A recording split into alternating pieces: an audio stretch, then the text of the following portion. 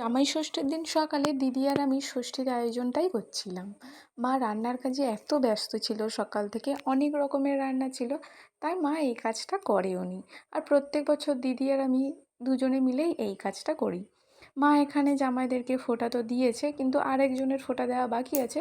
তবে এটা কোনো জামাই নয়, আমাদের ছোট ভাই, যাকে প্রত্যেক বছর ওদেরই সাথে ফোঁটা দিতে হয় আমার দিদিকে। ষষ্ঠীর ফোঁটা নাকি ওর চাই চাই।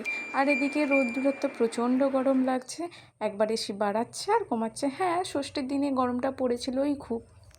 ব্যাঙ্গালোর থেকে ফেরার সময় রাহুল রোদ্দুরের জন্য একটা খেলনা নিয়েছিল, যেখানে এই মাত্র কয়েকটা পার্টস দিয়েই বানানো যাবে বেশ কয়েক রকমের বুলেট। সেটাই বানাচ্ছে। রোদ্দুর অন্য কাউকে দিয়ে রেডি করায়নি, পাঞ্জাবিকে দিয়েই রেডি করাতে হবে। আগের দিনে ওর বাপি বলেছিল, কিন্তু সে বলেছিল না, পাঞ্জাবিই রেডি করাবে। তো এখানে গাড়িটা রেডি হয়ে গেছে। আমি প্রথমে ভেবেছিলাম যে এতটাও ভালো হবে না, কিন্তু রেডি করার পরে দেখছি না, বেশ ভালো লাগছে।